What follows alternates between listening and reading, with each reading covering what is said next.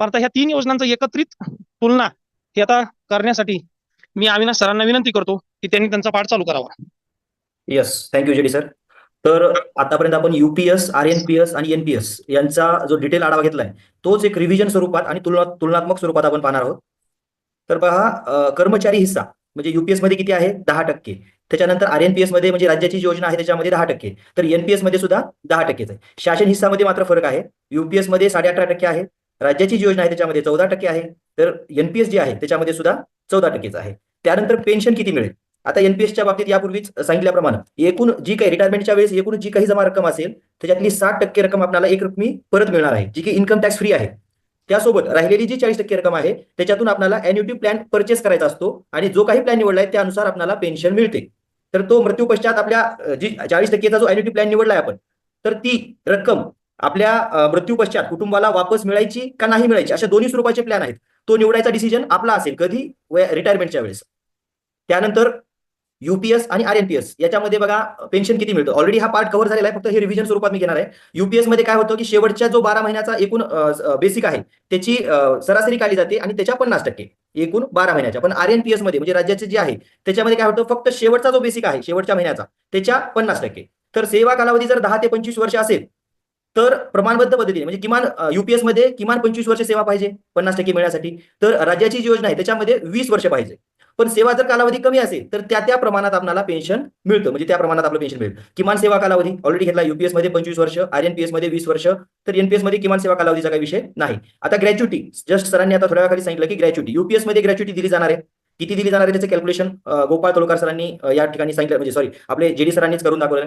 आरएनपीएस म्हणजे राज्याच्या योजनेमध्ये ग्रॅच्युटी बद्दल कुठलीही तरतूद नाही, पण एनपीएस मध्ये मात्र जुन्या पेन्शन योजनेप्रमाणे आपल्याला ग्रॅच्युटी मिळणार आहे. बघा युपीएस मध्ये ग्रॅच्युटी सोबतच जी केंद्राची योजना आहे युपीएस त्याच्यामध्ये ग्रॅच्युटी सोबतच आपली जी जमा एकूण रक्कम आहे त्याच्या जवळपास 10%, म्हणजे कसं कर्मचाऱ्याने आजपर्यंत पूर्ण केलेल्या प्रत्येक 6 माही सेवा कालावधीसाठी त्या कालावधीतील शेवटच्या महिन्यातील पगाराच्या 1 म्हणजे आपली एकूण जी काही सेवा कालावधी झाला, सरांनी सेवानिवृत्ती उपदान हा पार्ट घेतला होता जेडी सरांनी, त्याच्यात ह्याच्यात थोडासा फरक आहे. तिथं 1/4 करायचं असतं शेवटच्या बेसिकच्या, तर युपीएस मध्ये 1/10 आहे, म्हणजे खूप कमी आपल्याला रक्कम मिळते शेवटला, पण ग्रॅच्युटी ऑलरेडी आहे. त्यानंतर पाहूया, ग्रॅच्युटीचा पार्ट ऑलरेडी झाला तरी घेतो की समजा एखाद्याचा सेवा कालावधी 1च वर्ष झालेला असेल आणि तो व्यक्ती जर मयत झाला तर त्याला अंतिम वेतनाच्या 2 पट ग्रॅच्युटी मिळते. एखादा व्यक्ती जर समजा त्याचा सेवा कालावधी 5 वर्ष झालेला असेल तर अंतिम वेतनाच्या 6 पट ग्रॅच्युटी मिळते.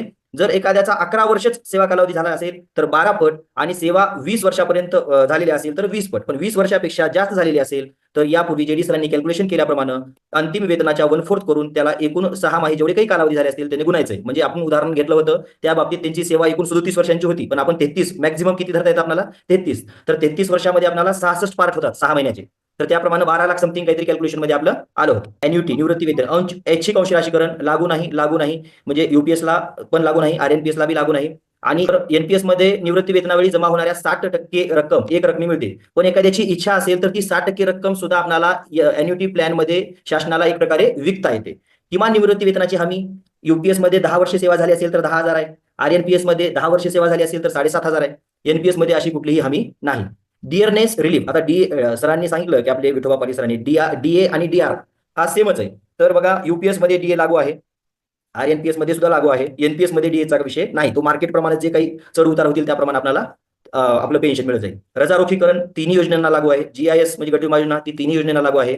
त्यानंतर बघा कुटुंब निवृत्ती वेतन, तर ऑलरेडी हा पार्ट कव्हर केल्यामुळे मी रिपिटेशन काही करत नाही. आपण सरळ स्वेच्छा निवृत्ती, कर्मचारी हिस्सा सेवेत असताना गरजेच्या वेळी काढता येणे. तर कर्मचाऱ्यांना युपीएस मध्ये त्यांची जी काही जमा अमाऊंट आहे एनपीएस खात्यामध्ये, तर ती गरजेच्या वेळेस आता युपीएस हा जर ऑप्शन निवडला तर कुठल्याही परिस्थितीत त्यांची जमा रक्कम काढता येणार नाही. आरएनपीएस मध्ये पण तोच पार्ट आहे. पण एनपीएस मध्ये कसं होतं, आपल्याला किमान 3 वेळेस म्हणजे सॉरी मॅक्झिमम 3 वेळेस आपल्याला 25%च्या मर्यादित रक्कम काढता येत होती. स्वेच्छानिवृत्ती, एखाद्या कर्मचाऱ्याने जर समजा स्वेच्छानिवृत्ती घेतली, आता युपीएसच्या बाबतीत काय कंडिशन आहे, किमान सर्व्हिस किती व्हायला पाहिजे? 25 वर्ष. 25 वर्षानंतर जरी स्वेच्छानिवृत्ती घेतली तरी त्यांना लगेच तात्काळ पेन्शन सुरू होणार नाही, तर त्यांचे 58 वर्ष जेव्हा पूर्ण होतील त्यानंतरच त्यांना पेन्शन सुरू होईल. आयएनपीएसच्या बाबतीत किमान सेवा 20 वर्ष पूर्ण करावी लागेल, त्यानंतर जर त्यांनी पेन्शन घेतलं तर त्यांना पेन्शन 58 वर्षानंतरच मिळेल, तात्काळ पेन्शन मिळणार नाही. एनपीएस मध्ये काय क्रायटेरिया बघा, किमान 5 वर्ष सेवा आवश्यक असून एनपीएस मधून बाहेर पडताना जमा रक्कम 2.5 लाख रुपयापेक्षा कमी असेल तर ती एक रकमी मिळते. 2.5 लाखापेक्षा कमी असेल तर एक रकमी मिळते. परंतु 2.5 लाख रुपयेपेक्षा जास्त असेल तर केवळ जमा रकमेच्या 20% रक्कम एक रकमी परत मिळते, तर उर्वरित 80% रकमेमधून आपल्याला अॅन्युटी प्लॅन काय करावा लागतो, परचेस करावा लागतो. पेन्शन काही कालावधीसाठी पुढे ढकलता येते का? युपीएस मध्ये नाही तो पर्याय, आरएनपीएस मध्ये नाही, मात्र एनपीएस मध्ये आपल्याला अॅन्युटी प्लॅन तसा घेऊन आपली जी पेन्शन आहे ते पुढे ढकलता येते. एनपीएस युपीएसचा तुलनात्मक अभ्यास करण्यासाठी एक उदाहरण घेतले आता आपण, की ऍक्च्युली एक्सेल शीटवरच आपल्याला इथं ताळेबंद करायचंय. एबीसी नावाचे हे एक तलाठी आहेत, उदाहरणासाठी घेतले. त्यांचा नियुक्ती दिनांक 2016 मध्ये आहे, निवृत्ती दिनांक 2049 मध्ये आहे, एकूण सेवा कालावधी 33 वर्ष, वार्षिक डीए वाढ 6% धरले आहे. म्हणजे आपल्याला आता पाहिजे की एनपीएस मध्ये माझी एकूण अमाऊंट किती जमा होईल वयाच्या 58 वर्षापर्यंत, म्हणजे रिटायरमेंट पर्यंत. सध्याची बेसिक आहे 32,300. 2049 पर्यंत 7वा वेतन आयोग राहील असं आपण अजून केलेलं आहे. 2016 पासून 2049 पर्यंत अंदाजे एकूण किती रक्कम एनपीएस मध्ये जमा होईल याचा ताळेबंद आपण पाहणार आहोत. हा ताळेबंद घेतल्याशिवाय आपल्याला डिसिजन घेण्यासाठी थोडंसं नक्कीच मदत होईल ताळेबंद घेतल्यानंतर, कारण एनपीएस मध्ये एकूण किती अमाऊंट जमा होईल यावर बऱ्याच गोष्टी डिपेंड आहेत. आता तलाठी हा जो संवर्ग आहे एस8 मध्ये येतो आणि प्रत्येक 10 वर्षानंतर आपण कालबद्ध पदोन्नती धरणार आहेत, यामध्ये कन्सिडर करणार आहेत. एस8 नंतर S12, S14 आणि S19. आता सध्या 2024 मध्ये बेसिक 32,300 आहे आणि 2026-27 मध्ये S12 वेतन श्रेणीत पहिली कालबद्ध पदोन्नती मिळेल. कशामुळे? तर बघा, जॉईनिंग 2016 ची, तर 2026 ला म्हणजे अजून 2 वर्षानंतर इथे आता तक्ता एक्सेल शीट स्वरूपात तुम्हाला दिसत असेल. सध्याची बेसिक आहे माझी 32,300, म्हणजे S8 मध्ये पहा 32,300 लाल अक्षरामध्ये केलेलं आहे, ती बेसिक आहे सध्याची 2024 मधली. आता 25 मध्ये 33,300 होईल आणि 26 मध्ये 34,300. तर ही S8 मधली माझी बेसिक झाली. त्यानंतर मला कालबद्ध पदोन्नती लागली असे कन्सिडर करायचं आपल्याला, आणि त्यानंतर S12 मध्ये म्हणजे पुढला तक्ता पाहिजे आपल्याला. आता कालबद्ध पदोन्नती लागल्यानंतर S12 मध्ये काय करायचं आपल्याला, जी 34,300 होती पाठीमागची जी बेसिक होती त्याच्यापेक्षा पुढली रक्कम, म्हणजे 34,300 पेक्षा मोठा आकडा कुठला आहे या S12 मध्ये, तर 3500 आहे. तर तो 3500 कन्सिडर करायचा आहे, तो होईल 2027 मध्ये. आणि असं 10 वर्ष पुढले 27-28 मध्ये वाढत वाढत S12 मध्ये जाईल 45,700 पर्यंत 2036 मध्ये. आणि 2036 मध्ये 45,700 नंतर 700 पेक्षा मोठी रक्कम S14 मध्ये 46,100 आहे, ती मी घेतली. ही माझी बेसिक असेल 2036 मधली. 2036 ते 2046 पर्यंत गेल्यानंतर 60,300 माझी 46 ला शेवटची बेसिक असेल. आणि 46 नंतर परत S19 मध्ये मला कालबद्ध पदोन्नती मिळेल, आणि कालबद्ध पदोन्नती मिळाल्यानंतर 60,300 पेक्षा मोठी रक्कम म्हणजे 62,100 असेल. आणि S19 मध्ये 62,100 हे 2046 ला, 47 मध्ये 64,000 आणि 48-49 मध्ये मला 45,900 म्हणजे रिटायरमेंटच्या वेळेस माझी 62,900 ही माझी बेसिक असेल. हे कन्सिडर केलेलं आहे आपण. आणि त्यानंतर पहा तक्ता तयार केला एक एक्सेल अविनाश सर, एक मिनिट शीट. मागची शीट. हो, एक आता बघा, म्हणजे हा तक्ता बघून खूपच सुंदर वाटलं, की नुसतं तोंडी म्हणण्यापेक्षा या ठिकाणी स्पष्टीकरण दिलेलं आहे अविनाश सरांनी. त्यांनी म्हणजे अबक जरी हे आहे तर त्यांनी स्वतःच उदाहरण घेतलेलं आहे. आता S8 म्हणजे तलाठी जॉईन होतो, ती S8 ची आपली पे मॅट्रिक्स आहे, बरोबर आहे, त्यातलं बेसिक आहे तुमचं. मग त्यांनी 10 वर्षानंतर कालबद्ध म्हणजे त्यांनी S12 मध्ये स्वतःला मंडळाधिकारी केलं, ते 35,000 वर केलं, बरोबर आहे. त्याच्यानंतर 10 वर्षांनी त्यांनी स्वतःला नायब तहसीलदार केलं, ते S14 मध्ये आले. आणि त्याच्यानंतर 10 वर्षांनी त्यांनी स्वतःला तहसीलदार केलं. म्हणून हे जे आकडे असे आलेले आहेत, म्हणजे उगाच हवेत गोळीबार करण्यापेक्षा त्याच्यात आणखी हा यांनी फक्त 7वा वेतन आयोगच गृहीत धरलेला आहे. म्हणजे आपण कमीत कमीच कॅल्क्युलेशन करणार आहे, आकडे काही आपल्याला जास्त फुगवायचे नाही, हे त्यातलं डिस्क्लेमर आहे. Avinash sir, next. येस.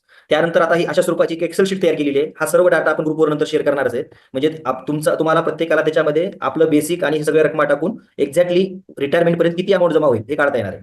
तर 23-24 ला मी बेसिक म्हटलं 32,300 आहे आणि महागाई भत्ता 50%. तर आता 23-24च्या पाठीमागचं कॅल्क्युलेशन काही करत बसायची आवश्यकता नाही, म्हणजे सध्याच्या पाठीमागचं काही कॅल्क्युलेशन जॉईनिंग पासून करत बसायची आवश्यकता नाही.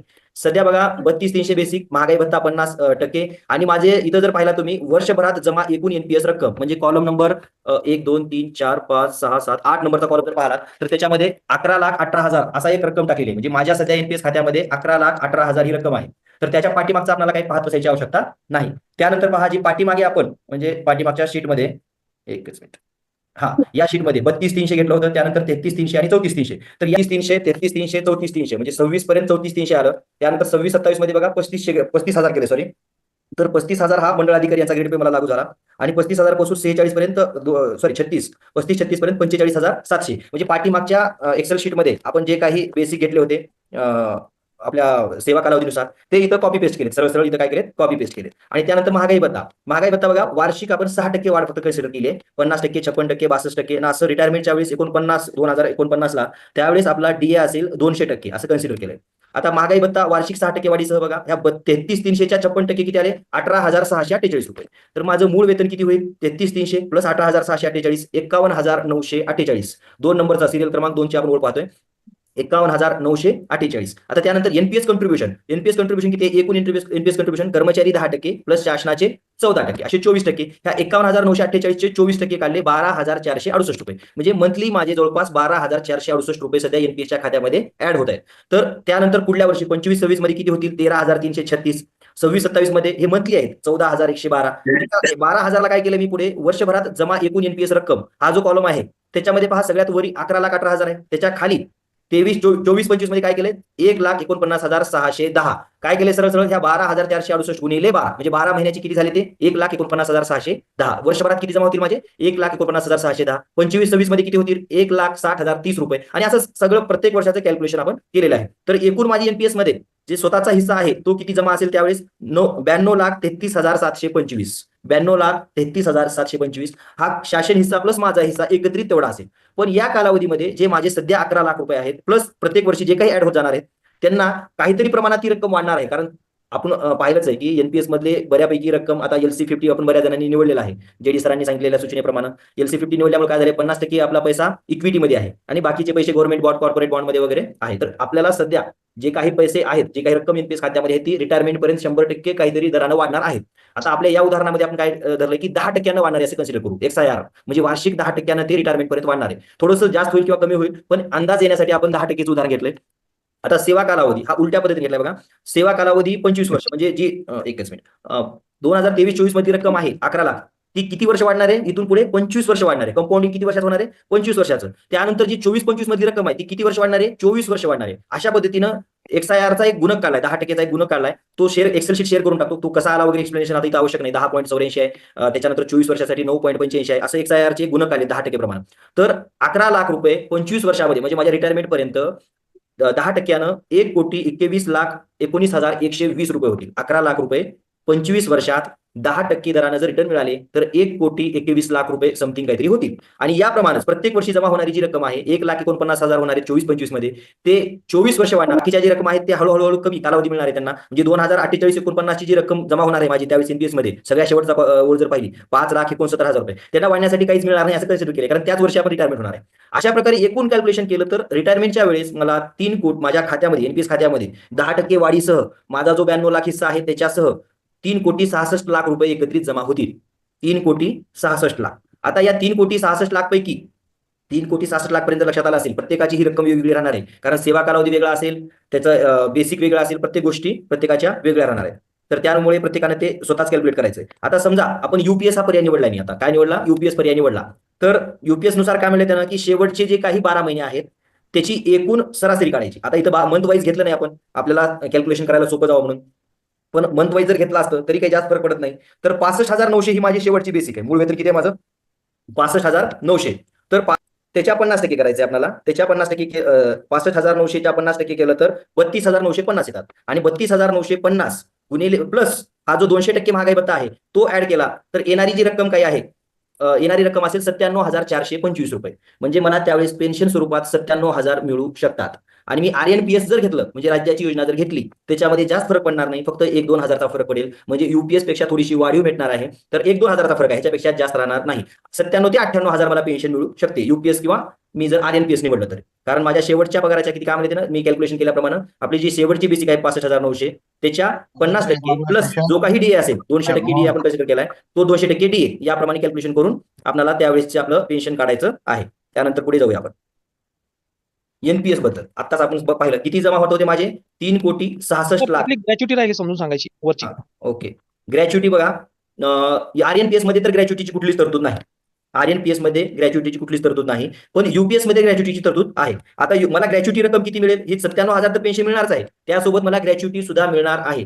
आता ह्याला ग्रॅच्युटी म्हणता येणार नाही सर थोडंसं शब्दाचा ते टाईप करताना ठीक आहे ना, ठीक आहे. काय जे असेल ते म्हणत आला. युपीएस मध्ये आपली जी जमा एकूण रक्कम आहे त्यानंतर सेवा कालावधी संपल्यानंतर आपल्याला शासन एक 10%च्या जवळपास रक्कम देणार आहे. तर ती कशी काढायची माझ्या बाबतीत पाहूया आपण. आपल्या एक जी बेसिक प्लस डीए आहे मूळ वेतन 65,900 प्लस डीए 1,31,000 हे एकूण मूळ वेतन किती होईल? 1,97,700 त्याच्या 10 भागिले 10 तर 19,777 होतात. आणि गुणिले 66 म्हणजे माझी 33 वर्ष सेवा होते तर त्याचा 6 महिन्याचा कालावधी किती होतो? ते 66 होता. 33 वर्षामध्ये 6 महिन्याची कालावधी 66 होता. तर त्याप्रमाणे 19,777 गुणिले 66 केलं तर 13,05,000 रुपये मला एक रकमी सेवा कालावधीनंतर युपीएस मध्ये मिळू शकतात. तर RNPS मध्ये या संदर्भात कुठलाही उल्लेख केलेला नाही. पुढे जाऊया आपण. तर एनपीएस म्हणजे हा जो तक्ता पाहिला आपण, त्याच्यामध्ये सगळ्या शेवटला जर पाहिलं तर 3,66,00,000 माझ्या एनपीएसच्या खात्यामध्ये जमा होत आहेत. तर त्याचं डिव्हिजन कसं होईल? 3,66,00,000 पैकी 6% रक्कम एक रकमी मला त्यावेळेस मिळणार आहे आणि ती इन्कम टॅक्स फ्री असेल आणि ती रक्कम आहे 2,20,00,000 रुपये. म्हणजे माझ्या रिटायरमेंटच्या वेळेस मला एक रकमी मिळतील 2,20,00,000 रुपये. अशी कुठलीही रक्कम युपीएस मध्ये मिळत नाही किंवा RNPS मध्ये सुद्धा मिळत नाही. तर राहिलेली जी 40% रक्कम आहे की ती 1,46,00,000 रुपये, जवळपास 1.5 कोटी. त्याच्यामधनं मात्र मला अॅन्युटी प्लॅन परचेस करायचा आहे आणि जो काही 6% 7% दराने ते पैसे वाढतील त्याप्रमाणे मला पेन्शन मिळणार आहे. मी 6% कन्सिडर केलं, 1,46,00,000 जरी 6% वाढले तरी मला 73,357 रुपये पेन्शन मिळेल. तर ग्रॅच्युटी स्वरूपात जी मिळणारी रक्कम आहे, आता ग्रॅच्युटी जुन्या एनपीएस धारकांना जुनी पेन्शन योजनेप्रमाणेच ग्रॅच्युटी मिळणार आहे. शेवटचे बेसिक असेल, सॉरी 1,97,700. तर 1,97,700 भागिले 4, 1,97,700 भागिले 4 गुणिले 66, 32,62,000 एवढी ग्रॅच्युटीची रक्कम मला रिटायरमेंटच्या वेळेस मिळू शकते. परंतु सध्या ग्रॅच्युटीची कमाल मर्यादा 20 लाख असल्याने मला 20 लाख रुपयेपर्यंत ते वेगळे मिळतील. म्हणजे हे 2,00,00,000 आहेतच प्लस ही ग्रॅच्युटी 20 लाख रुपयेपर्यंत जवळपास मला यातून मिळतील. आता या ठिकाणी मी ग्रीन कलर मध्ये पाहता सुद्धा एनपीएस मधील परतावा हा पूर्णतः मार्केटमधील परिस्थितीवर अवलंबून असल्याने याबाबत हमी देता येत नाही. जे 2,20,00,000 रुपये मिळणार आहे, हा हा हा. त्यावर जे पेन्शन आपण भेटणार आहे एसडब्ल्यूपी तो मुद्दा हो. एक दादा एसडब्ल्यूपी राहिली.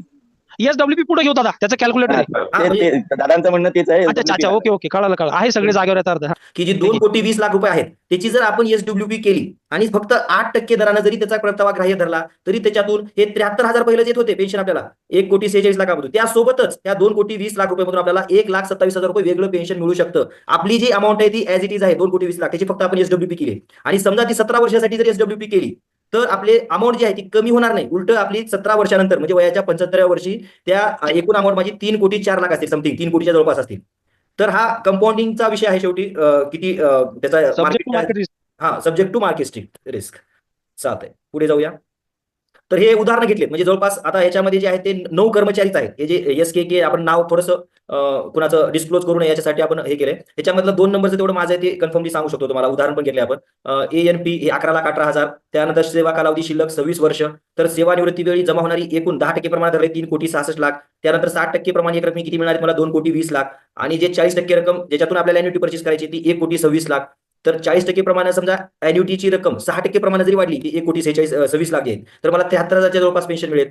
युपीएस नुसार तेच मला किती मिळणार होते जवळपास 97,000 आणि RNPS नुसार 98,000. म्हणजे हा फरक आपल्याला लक्षात यावा यासाठी. आता एक नंबरचं जे आहेत SKK यांच्या बाबतीत पहा, सध्याची रक्कम खूप कमी आहे माझ्यापेक्षा, ऍक्च्युली 7.10 लाख आहे.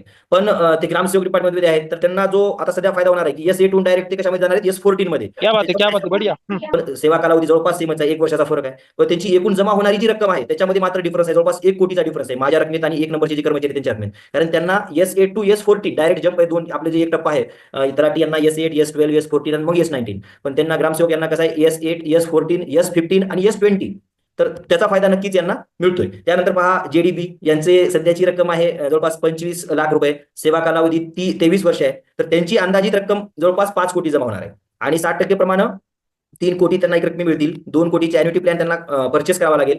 40% जे अॅन्युटी प्लॅन मधून त्यांना 1 लाखाच्या जवळपास पेन्शन मिळेल आणि युपीएस जर निवडलं तर 1,35,000 रुपये. हे उदाहरण घेतलेत आपण. बाकीचे उदाहरणं म्हणजे आपण याचे स्क्रीनशॉट काढून किंवा आपण ही PPT शेअर करणार आहे पाहण्यासाठी काही हरकत नाही. यातला फक्त शेवटचे 2 उदाहरण घेतो मी, ते महत्वाचेच आहेत. आता SJ म्हणून हे जे कर्मचारी आहेत यांचा एकूण सेवा कालावधी जवळपास 9 वर्ष आणि 11 महिने आहे. त्यांना एकूण मिळणारा सेवा कालावधी म्हणजे 4 वर्ष झाले त्यांना जॉईनिंग करून. त्यांच्या NPS खात्यामध्ये 6.5 लाख रुपये आहेत फक्त सध्या, आणि येणाऱ्या 6 वर्षामध्ये जरी वाढली ती रक्कम तरी फक्त होणारे 24 लाख रुपये. आता 24 लाख रुपये मधनं त्यांना जी 60% रक्कम मिळणार आहे ती किती असेल 14.5 लाख, आणि जी शासनाकडे राहणार आहे ती 9,70,000 रुपये जवळपास. NPS जर त्यांनी ऍज इट इज ठेवलं तर त्यांना हे जे 9,70,000 रुपये शासनाकडे राहणार आहेत अॅन्युटी प्लॅनसाठीचे 40%, त्याच्यातून पेन्शन मिळणार आहे त्यांना 48,000च्या समथिंग. पण युपीएस आणि RNPS मध्ये पण एक प्रॉब्लेम आहे, त्यांनी निवडला तर तो प्रॉब्लेम काय तो पण क्लिअर करतो की त्यांची सर्व्हिस व्हायला 9 वर्ष 11 महिने, त्यांची सर्व्हिस 20 वर्ष पण नाही आणि 25 वर्ष पण नाही. त्याच्या अर्थ त्यांना शेवटच्या पगाराच्या 50% रक्कम मिळणार नाही. तिथे सुद्धा त्यांची कमी होत आहे, जवळपास 35% शेवटच्या पगाराच्या 35% मिळेल, कारण त्यांची सेवा कालावधी पूर्ण नाही, जवळपास म्हणजे 10 वर्ष आहे त्यांचा सेवा कालावधी. तर एकतर त्यांना शेवटच्या पगाराच्या 35%च्या जवळपास पेन्शन त्यांना मिळेल. अविनाश सर, हा ते 48,553 रुपये चुकले. हा ते 48,000 अॅन्युटीचं जे आहे ना 4,853 रुपये असतील ते बहुतेक. हा ते शेवटचा पॉईंट आलेला ते क्लिअर करून द्या. बरोबर एकदम. SJच्या बाबतीत पेन्शन 48,000 आणणार नाही तर फक्त 4,853 रुपये मिळतील त्यांना पेन्शन. इथं 1 5 एक्स्ट्रा झाला. तर NPS जर निवडलं तर किती मिळेल त्यांना पेन्शन 4,800 प्लस एक रकमी 14 लाख रुपये. आता हा निवडायचा का मग युपीएस किंवा आरएनपीएस निवडायचा हा पर्याय त्यांचा आहे. त्यानंतर व्हीडी म्हणून एक कर्मचारी आहेत, त्यांच्या खात्यामध्ये पहा 15 लाख रुपये आहेत सध्या, पण त्यांचा सेवा कालावधी फक्त आता 2 वर्ष शिल्लक आहे. त्यानंतर किती रक्कम जमा होईल त्यांची टोटल एनपीएस मध्ये 2 वर्षात? समजा 20 लाख होईल. त्यांना एक रकमी मिळतील 12 लाख रुपये. त्यानंतर जी 8 लाख रुपये आहेत त्याच्यातून त्यांना अॅन्युटी प्लॅन घ्यायचे, विकत घ्यायचे, त्याच्यातून त्यांना पेन्शन किती मिळू शकते? फक्त 5,000 रुपये. पण युपीएस आणि आरएनपीएस जर निवडलं, याच्यापैकी कुठलाही पर्याय जर निवडला, तर त्यांना किमान 10,000च्या पुढून तर पेन्शन मिळणार एवढं तरी नक्की आहे. हा फरक आहे. वेगवेगळ्या कर्मचाऱ्यांच्या बाबतीत वेगवेगळी कॅल्क्युलेशन येतात, त्यामुळे प्रत्येकाने स्वतः कॅल्क्युलेशन करून बघायचंय आणि स्वतः निर्णय घ्यायचा. याची एक्सेल शीट आम्ही ग्रुपवर शेअर नक्कीच करणार आहे. त्यानंतर विविध कॅल्क्युलेटर टूल्स याच्या संदर्भात आता जेडी सर सांगतील. अविनाश सरांनी आपल्याला जे चार्ट समजून सांगितले, बऱ्यापैकी कल्पना आली असेल की आपलं मूळ वेतन आपण कसं कसं कॅल्क्युलेट करायचं आणि सगळ्या गोष्टी ते तर आम्ही तुमच्याशी शेअर करणारच आहे. पण एक साधारणतः आजचं माझं बेसिक धरून माझे किती रुपये एनपीएस मध्ये जमा होतील याचा पण आपण एक साधारणतः इथं एक 3 कॅल्क्युलेटर ठेवलेले आहे. एक पहिला आहे तुमचं एनपीएस रिटर्नचं कॅल्क्युलेटर, म्हणजे तुम्ही अगदी ही झूम मीटिंग संपल्या स्वतःच करू शकता किंवा अगदी काही लोकांनी ते केलेलं पण आहे. दुसरा आहे एसडब्ल्यूपी रिटर्न कॅल्क्युलेटर, जो मधात विषय काढला होता 60% रक्कम कुठं गुंतवायची, ते पण होतं. आणि तिसरा आहे अॅन्युटी परचेस. कृपया अजून कोणीच कन्क्लुजन पर्यंत जाऊ नका जोपर्यंत आपण हे कॅल्क्युलेटर समजून घेत नाही. कन्क्लुजन झालं, तुम्हाला तुमचा अंदाज आला की मग तुम्ही तुमच्या निर्णयापर्यंत पोहोचा. बरोबर आहे सर? एकदा एनपीएस रिटर्नचं कॅल्क्युलेटर ओपन करा. दादा त्याच्यापूर्वी एसडब्ल्यूपी म्हणजे काय हे थोडी सिस्टीम जर सांगितलं. Yes, दादा. बरोबर. एकदा Okay, एनपीएस yes. रिटर्नचं कॅल्क्युलेटर सांगतो, एसडब्ल्यूपी पण सांगतो. Yes. आता बघा, हे नॅशनल पेन्शन ट्रस्ट आहे. नॅशनल पेन्शन ट्रस्ट काय काम करते, तर तुमचा जो काही पैसा एनपीएस कडे जमा होतो, बरोबर आहे, आता सगळ्यांचाच पैसा एनपीएस कडे जमा होणार आहे.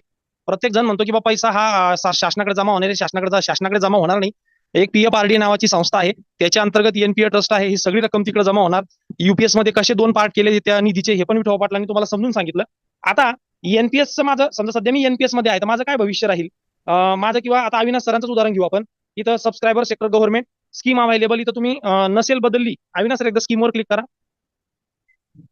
समजा तुम्ही डिफॉल्ट असेल तुमचं एसबीआय, युटीआय, एलआयसी, तर तुम्ही स्टेट गव्हर्नमेंट निवडा, किंवा तुम्ही एलसी 50 निवडले असेल तर तुम्ही एलसी 50 निवडा. वरती तुमची जन्मतारीख टाका. जन्मतारीख टाकल्यानंतर तुमचं सध्याचं कॉर्पस किती आहे, तुमचं एनपीएस अकाउंट तुम्ही लॉग इन करा. त्यात तुम्हाला जी रक्कम दिसेल ती या ठिकाणी टाका. बरोबर आहे? आता Yes. I would like to contribute, म्हणजे आता तुम्ही जे दर महिन्याला कॉन्ट्रीब्युशन करता आहे, सध्याचे तुमचं कॉन्ट्रीब्युशन चालू आहे, तो आकडा या ठिकाणी टाकायचा. अविनाश सर टाका, तुमचा आकडा किती आहे तो 12,000 रुपये. आता पुढे इथं थोडंसं समजून घ्या फक्त. I want to contribute till my retirement age. आता इथं 60 वर्ष दिलेले आहे, कारण केंद्र सरकारच्या कर्मचाऱ्यांचं निवृत्ती वय हे 60 वर्ष आहे. त्यामुळे आपल्याला 58 वर्षापर्यंतच अज्युम करायचं आहे, पण इथं सध्या आपण 60 वर्षापुरतं कॅल्क्युलेटर करणार आहे. यातून थोडेफार आकडे वाढतील, वरचे 5-50 लाख तुम्ही सोडूनही देऊ शकता, काही अडचण नाही. आणि तुम्हाला अॅक्युरसीच पाहिजे असेल तर मग अविनाश सरांनी जी एक्सेल शीट दिली, तुमचं बेसिक पे काढत काढत तुमच्या रिटायरमेंट पर्यंत जायचं, जेणेकरून तुम्हाला अंदाज येईल. 60 वर्ष आहे. Annual increase in contribution. आता अविनाश सरांचं सध्या 12,000 कॉन्ट्रीब्युशन आहे, तर दरवर्षी साधारणतः किती वाढणार, तर एक आपण जर अंदाज घेतला मागच्या दरवर्षी वाढीचा, तर आपलं इन्क्रिमेंट आणि आपलं वाढणारा डीए यातनं आपलं एनपीएस मधलं कॉन्ट्रीब्युशन पण वाढतं. साधारणतः 5% आपलं कॉन्ट्रीब्युशन वाढतं. पुढे आता I would like to purchase annuity ratio 40. आता अॅन्युटी म्हणजे काय, तर 60% एक रकमी मला मिळायची आहे, पण मला माझ्या भविष्यासाठी जी सुविधा करायची पेन्शनची, पेन्शन म्हणल्यापेक्षा तो परतावा आहे, तर मी माझ्या एकूण जमा रकमेपैकी 40% रक्कम तिथं गुंतवणार आहे. आता ही फ्लेक्झिबिलिटी तुम्हाला आहे. एखाद्याला वाटलं मला 60% परत नाही घ्यायचे, 50% घ्यायचे, 50% अॅन्युटी परचेस करायची, तुम्ही ती करू शकता. फक्त याला कमीत कमी मर्यादा 40 आहे. आता 40 केलेली आपण. आता पुढे आहे I am expecting and annuity rate of टिंब टक्के, आणि तिथं 6.75 आलेलं आहे. तुम्ही म्हणता आता अल्लाउद्दीनचा चिराग आला कुठून, तर मुळात सध्या तुम्ही अॅन्युटी परचेस ज्यांची करता, असे पेन्शन फंड म्हणा किंवा लाईफ एलआयसी सारखे फंड भरपूर आहेत. बरोबर? लाईफ इन्शुरन्स फंड जवळजवळ 10 ते 12 आहे, ते तुम्हाला पुढे गेल्यानंतर दिसतील. तर एकंदरीत त्यांचा सरासरीचा जो सध्या रेट आहे 6.75, आपण एकदम कमीत कमी घेतलेला आहे, तर तो तुम्हाला रिटर्न देईल. इथं डिझायर्ड मंथली पेन्शन वगैरे करू नका सर, आता कॅल्क्युलेट करा फक्त. नाही, मॅन्युअल पण नका, मॅन्युअल ते डाउनलोड करतील नंतर. कॅल्क्युलेट करा फक्त वरती वरती कॅल्क्युलेट. आता बघा, साधारणतः आता अविनाश सर तुमची स्वतःची एक्सेल शीट ओपन करा, त्यात तुमचं किती कॉर्पस जमा होत होतं ते एकदा आपण दाखवू. तर माझे स्वतःचं कॉन्ट्रीब्युशन होत होतं 92 लाख, इथं 88 लाख आले. बरोबर आहे. आणि तुमची टोटल किती होत होती 10% परतावा धरून, ती एकदा सांगा. एकच मिनिट, ते 3 कोटी समथिंग होती, मी एक्झॅक्ट लक्षात नाही मला, मी पाहतोय. माझी शेवटची जमा होत होती 3,66,00,000. 3,66,00,000. आता घ्या या कॅल्क्युलेटर. येस. बघा, साधारणतः तुम्हाला अंदाज येईल. अविनाश सरांनी केलेलं मॅन्युअली कॅल्क्युलेशन आणि एनपीएस कॅल्क्युलेटरने केलेलं म्हणजे टेक्निकल कॅल्क्युलेशन, म्हणजे बऱ्यापैकी हे जवळ जात आहे. बरोबर आहे? म्हणजे नाही म्हणलं तर अविनाश सरांची रक्कम 3 ते 4 कोटीच्या दरम्यान जमा होणार आहे, असं सध्याच्या मार्केटच्या परिस्थितीनुसार की एकंदरीत मार्केटच्या फीचरनुसार आपल्याला ते लक्षात येतंय. सर खाली ते गोल चक्र दाखवा एकदा. हा येस येस ओके. आता काय होणार याच्यामध्ये जे लमसम आहे म्हणजे जी 60% अमाऊंट आहे ती परत 2,28,00,000 आहे. अॅन्युटी 1,52 आहे, म्हणजे 40% ती तुमची झाली. वरती सर तुमचं मंथली पेन्शन दाखवलंय, वरती आहे एकदा वरती. आता इथं मंथली पेन्शन 85,000 रुपये दाखवलेलं आहे. म्हणजे काय होणार की तुम्हाला तुमचे 60% मिळणार प्लस जे 40% अॅन्युटी परचेस केले त्यातनं ह्या 6.75 दराने तुम्हाला हे 85,000. आता याच्यात 85,000 ला महागाई भत्ता ही कन्सेप्ट लागू नाही. ते 85,000 तसेच राहणार. म्हणजे पहिल्या वर्षी जरी 85 आणि तुम्ही 90 सालापर्यंत जरी जगले तरी ते 85,000 ते कंटिन्यू राहणार. हा यातला समजून घेण्यासारखी गोष्ट आहे. सर आता पुढे अॅन्युटी कॅल्क्युलेटर काढा. आता इथे अॅन्युटीची रक्कम लक्षात घ्या सरांची किती होती. येस एक किती होती सर. 1.5 कोटी 1,46,00,000 समथिंग आहे. 1,52,00,000. 1,52,00,000 घ्या अॅन्युटी कॅल्क्युलेटर. आता बघा एकच मिनिट, ही पण NSDL प्रोटीन ही पण शासनाचीच वेबसाईट आहे, अधिकृत आहे. तुम्ही गुगलवर टाकलं अॅन्युटी कॅल्क्युलेटर तर तुम्हाला हे कॅल्क्युलेटर त्या ठिकाणी दिसेल. आता इथं are you a government sector subscriber, date of birth तुमची जी असेल स्वतःचीच टाका, दुसऱ्याची टाकू नका. तुमचं जेंडर मेल फिमेल जे असेल ते टाका. तुमचं लग्न झालंय का नाही झालंय ते पण टाका. तुमचा जो काही जोडीदार आहे त्याचं जेंडर पण टाका. काय खतरनाक जेंडर दिली इथं. त्याच्यानंतर डेट ऑफ बर्थ त्या तुमच्या जोडीदाराची टाका. त्याच्यानंतर तुम्ही जम्मू काश्मीरचे रहिवासी आहे तर त्याचं उत्तर येईल नाही. आता इथे बघा NPS corpus to be utilize for purchase of annuity. आता अविनाश सरांचं उदाहरण बघतोय आपण, तर अविनाश सरांची 40% रक्कम किती होती. 1,52,00,000. बाकीच्या कोणाला सांगता येईल 1,52,00,000 होती, बरोबर आहे. आता 1,52,00,000 मधून अविनाश सरांना मंथली पेन्शन घ्यायचं आहे, बरोबर आहे, सध्याच्या परिस्थितीनुसार. सर वरती सिलेक्ट ऑल करा, सिलेक्ट ऑल. एकच मिनिट सर, हो ते परत दाखवा. हा ओके ओके ओके. आता बघा हे एवढे लाईफ इन्शुरन्स फंड आहेत. Aditya Birla, axis, Bajaj, Canara, HDFC, ICICI जे याचा आपण अंदाज काढणार आहे आणि हे सगळं ऑनलाईन उपलब्ध आहे. दुर्दैव असं की कोणी पाहतच नाहीये. बघा याच्यात सरळ सरवरती घ्या सर. हो एकच मिनिट सर एकच मिनिट. हा हे एवढे लाईफ इन्शुरन्सच्या कंपन्या आहेत ज्यांना तुम्ही तुमची 40% रक्कम देणार आहे. तुम्ही तुमची 40% रक्कम दिली. आता याच्यामध्ये यांनी सरळ 3 भाग केलेले आहे. पहिले आहे ASP म्हणजे अॅन्युटी सर्व्हिस प्रोव्हायडर जे नाव आहेत. दुसरं आहे with return of purchase price with आरोपी. Return of purchase price, return of purchase price म्हणजे काय, तुम्ही केवढ्यात खरेदी करताय तर तुमची 40% रक्कमेत खरेदी करताय. मग पहिले हे जे प्लॅन आहेत ते सगळे की तुम्हाला रिटर्न रक्कम पाहिजे असेल तर त्याने तुम्हाला काय पेन्शन मिळणार. आणि पुढचं विदाऊट आरोपी, बरोबर आहे, without return of purchase price जिथे तुम्हाला ती रक्कम मिळणार नाही. याचा अर्थ सरळ 60% घेऊन तुम्ही मोकळे झाले, घरी बसलेले. आता तुम्ही अॅन्युटी परचेस करायला गेले आणि तुम्हाला असं वाटलं की नाही आता हे अॅन्युटी परचेस करू, जे काही रिटर्न मिळतील ते पदरात घेऊ, माझ्या मृत्यूनंतर मला ती रक्कम माझ्या पत्नीला मिळावी, हा एक पर्याय आहे. पुढे मी पेन्शन घ्यावी, जी रक्कम आहे ती समथिंग माझ्या पत्नीने घ्यावी आणि नंतर उरलेली जी 40% रक्कम आहे जी मी 1,52,00,000 म्हणतोय ती माझ्या मुलाला मिळावी. असे दोन्ही पर्याय तुम्हाला उपलब्ध आहे. आता बघा इथं तुम्हाला तुमचा निर्णय घ्यायचा आहे त्यावेळेच्या परिस्थितीनुसार तुम्हाला यातला कोणकोणता पर्याय निवडायचा आहे. इथं तुम्हाला सरळ दिसतंय की कोण तुम्हाला कसे रिटर्न देणार आहे. या सर खाली या थोडेसे. ओके 70 ते 80च्या दरम्यानच आहे जवळपास सगळेच, बरोबर आहे. हो. इव्हन बघा तुमचं श्रीराम लाईफ इन्शुरन्स नावाची कंपनी आहे. इव्हन LIC जो आपलं म्हणतो LIC खालून बघा LIC साधारणतः 82 आणि पुढे 87 वगैरे अशी पण तुम्हाला साधारणतः रिटर्न देते आहे. आता याच्यामध्ये दोन्ही आहे. तुमची 40% रक्कम परत मिळण्याचे पण पर्याय तुम्हाला उपलब्ध आहे. म्हणजे आता सकाळी प्रवीण पाटील सरांनी ग्रुपवर म्हणजे सहज एक चर्चा केली होती की 40% रकमेचं काय होणार आहे. तर काय होणार हे तुमच्या हातात आहे. शासनाने आपल्याला सूट दिलेली आहे की तुम्हाला ते रिटर्न पाहिजे असेल तर तुम्ही तसा पर्याय निवडा, तुम्हाला रिटर्न पाहिजे नसेल तर तुम्ही त्या पद्धतीने सुद्धा पर्याय निवडा. हे तुम्हाला सांगण्यासाठी कोणी येणार नाही. आणि त्या अॅन्युटी परचेसचे सर खाली घ्या. येस खाली बघा नोट आहे. अॅन्युटी परचेसचे कोणकोणते ऑप्शन आहेत. अॅन्युटी फॉर लाईफ विथ आरोपी, आरोपी म्हणजे रिटर्न ऑफ परचेस प्राइस, आरोपी विथ आरोपी आणि शेवटचा आहे विदाऊट आरोपी. म्हणजे तुम्हाला ती परचेस प्राइस परत पाहिजे का परत नाही पाहिजे हा तुमचा स्वतःचा निर्णय आहे. साधारणतः अविनाश सरांच्या बाबतीत जर आपण धरलं तर त्यांना इथं साधारणतः 80, 85, 82, 86 हजारापर्यंत पेन्शन 40% रक्कम परत पण मिळू शकतं. आता सर घ्या SWP कॅल्क्युलेटर.